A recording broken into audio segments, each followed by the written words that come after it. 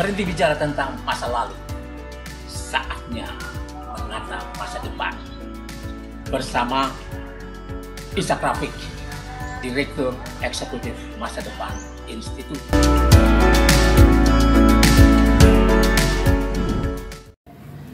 Assalamualaikum warahmatullahi wabarakatuh. Saudara-saudara sekalian, kita jumpa lagi. Anda bersama Ishak Rafiq, Direktur Eksekutif Masa Depan Institut.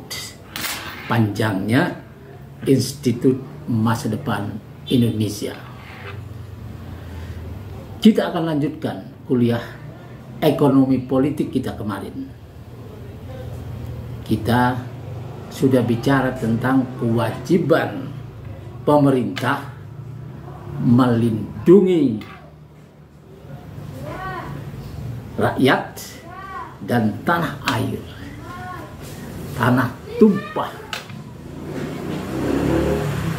darah kita dari rongrongan, dari serangan militer maupun serangan bisnis yang akan merampas hak-hak rakyat yang mestinya menjadi tuan di negerinya sendiri setelah kita proklamirkan kemerdekaan.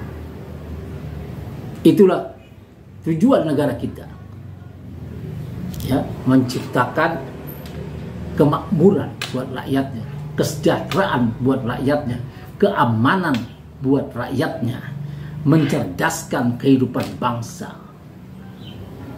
Jadi gangguan eksternal dari luar, baik militer maupun lewat jalur bisnis, harus ditahan oleh pemerintah yang kita pilih sendiri.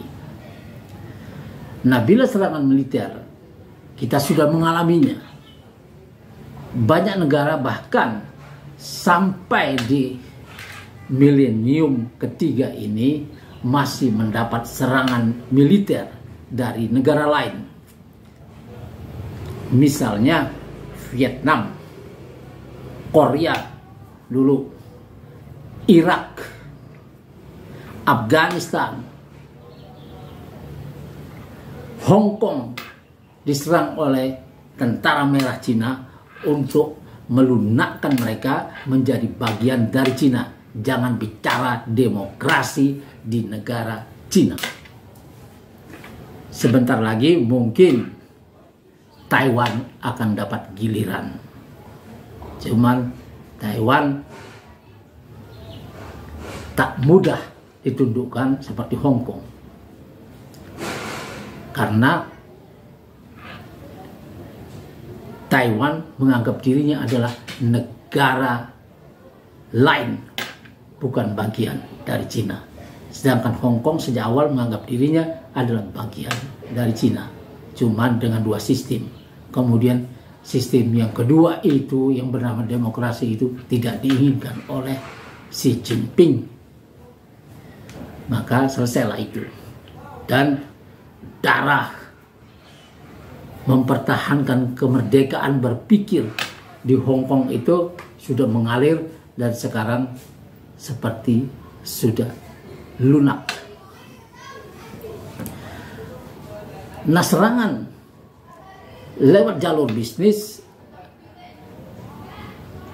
tidak seseram itu, tapi akibatnya juga sama, di mana rakyat dari negara yang bersangkutan ya berubah nasibnya dari seorang tuan di negerinya sendiri bisa menjadi budak lewat jalur bisnis. Kita tahu banyak perundang-undangan bisa dibuat yang dipesan oleh negara lain lewat lobby, lewat investasi dan kredit. Dan ini berjalan lebih cepat.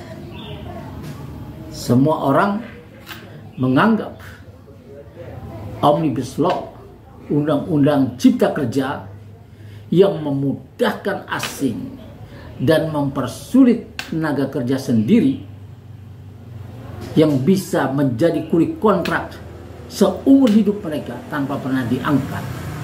Kehilangan hak-haknya. Kalau tidak pernah diangkat, maka tidak akan ada pesangon, tidak akan ada hak-hak lain yang mestinya didapat oleh seorang karyawan.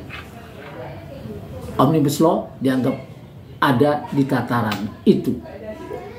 Dan saya punya, ini dia Undang-Undang Cipta Kerja.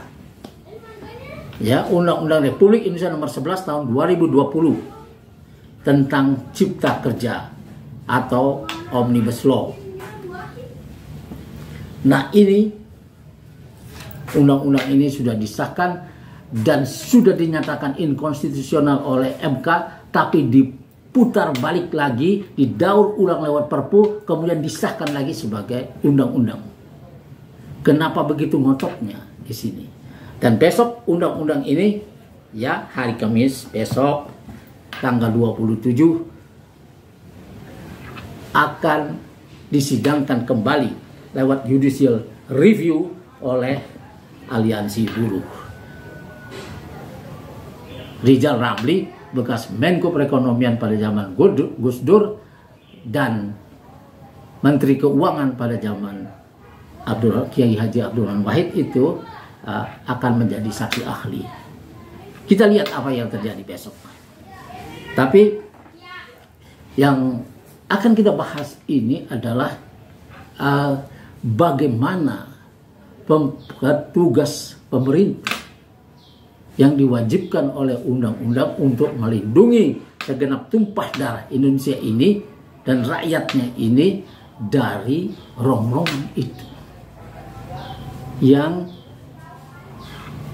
membuat rakyat itu bisa kehilangan hak-haknya, bisa kehilangan tanah-tanahnya ketika didapat suatu barang tambang di satu daerah, misalnya seperti di Wadas ada marmer atau di Kendeng ada semen, kemudian penduduk setempat, para petaninya harus diusir dari situ dengan kekerasan aparat untuk memberi tempat kepada pabrik semen atau pengusaha marmer mengeksplorasi daerah itu.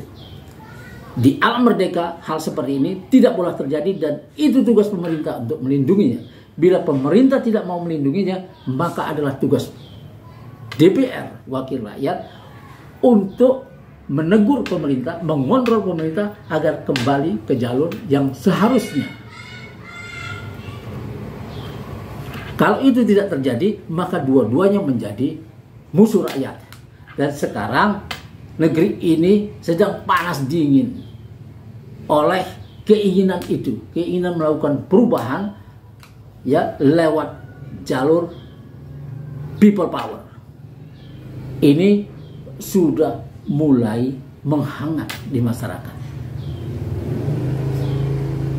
Paralel dengan persiapan partai-partai dan para pendukungnya dan rakyat untuk pemilihan presiden dan wakil rakyat legislatif lewat pemilu.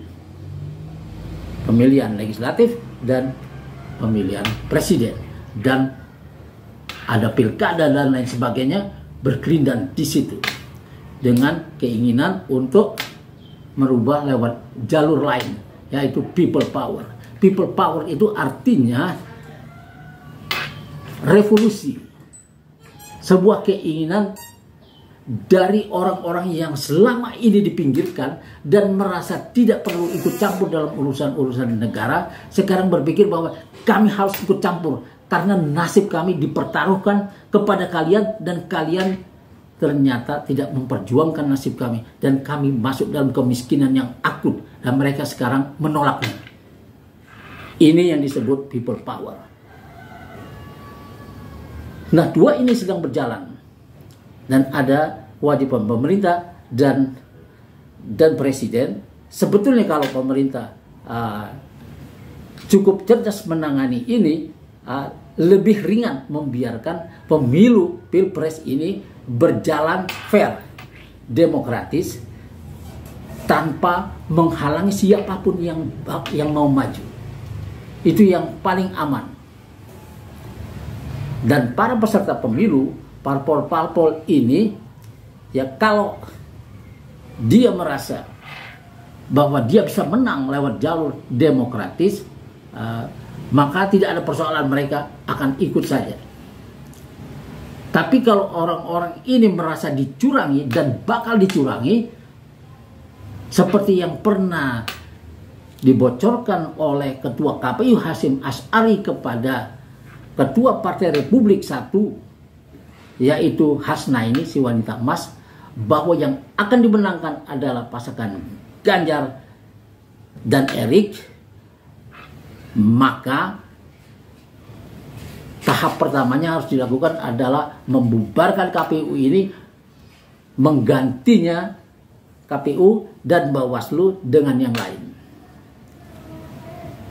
Yang kedua, ada berita bahwa ada 52 juta data pemilih yang bermasalah, yang masuk secara tiba-tiba. Dan ini kalau parpol-parpol ini membiarkannya, berarti mereka membiarkan untuk kalah. Dan sudah ada yang bakal dimenangkan lewat ini. Dan ini berbahaya.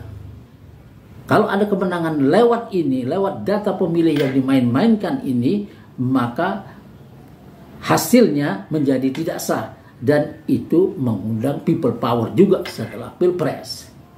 Jangan bermain-main dalam urusan ini. Dan parpol dan yang sekarang ada di DPR ini, wakil rakyat ini, harus membereskan itu dulu sebelum kita Pilpres. Kalau mau pemilu yang jurdil. Tapi seperti kita ketahui, sebagaimana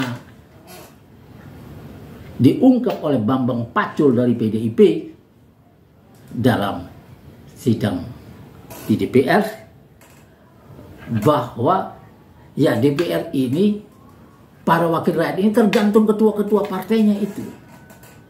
Nah, bila ketua-ketua partainya ini tidak keberatan dicurangi, maka dia menjadi bagian dari yang menghancurkan demokrasi di negeri ini.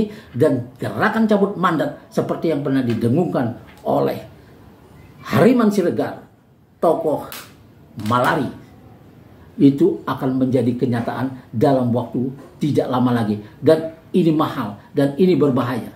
Menurut saya, ya orang-orang kemarin, para alumni perguruan tinggi seluruh Indonesia menemui saya beberapa waktu lalu, dan mereka punya daftar orang-orang yang mesti diberesin, disingkirkan kalau mau Indonesia menjadi negara besar yang ikut menentukan perkembangan dunia secara politik dan ekonomi. Maka ada orang-orang yang sudah bikin negara ini rusak dan loyo di mata internasional dan di mata rakyatnya sendiri, ini harus diselesaikan.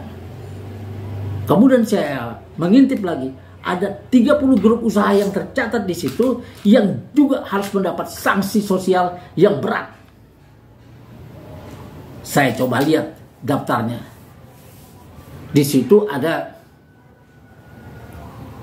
Agung Podomoro dicatat, ada Artagraha Group, ada Lipo Group, ada Adaro Group, ada Salim Group, Sinarmas Group. Dan masih banyak lagi yang telah membuat Indonesia menjadi miskin. Rakyatnya tidak punya hak-haknya. Orang-orang ini nantinya ya akan mendapat sanksi yang berat, kecuali ada sesuatu yang dilakukan saat ini sebelum segalanya terlambat. Kita sudah lihat berita-berita yang lalu bagaimana ya oligarki, orang-orang yang berkuasa karena duitnya ini ya telah ya sebetulnya Pemerintahlah penguasa semuanya yang mengatur semuanya dan dia diawasi oleh DPR. Dikontrol dalam pembuatan anggaran dan dalam pemerintahan ada yang mengawasi. Juga dalam pembuatan undang-undang. Mestinya equal ini. Tapi 9 tahun terakhir kita melihat bahwa DPR bisa dikendalikan oleh pemerintah lewat ketua-ketua partai politik seperti yang diungkap oleh Bambang Pacul. Nah, ini gejala yang berbahaya dan sudah kita saksikan. Nah, kalau lewat ketua-ketua partai ini pengawasan DPR menjadi lumpuh, kemudian pemerintah bisa dikendalikan oleh oligarki, mereka bisa minta apa saja, termasuk tambang, mineral, laut, pasir, dan lain sebagainya. Dan yang baru-baru terungkap 3,3 juta hektar mau diputuhkan oleh Luhut Binsar Panjaitan karena dianggap sudah terlanjur.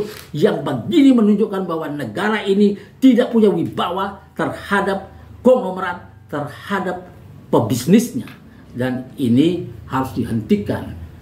Pemerintah Jokowi masih punya waktu 1 tahun untuk membuat ini kembali ke jalurnya yang benar. Wassalamualaikum warahmatullahi wabarakatuh.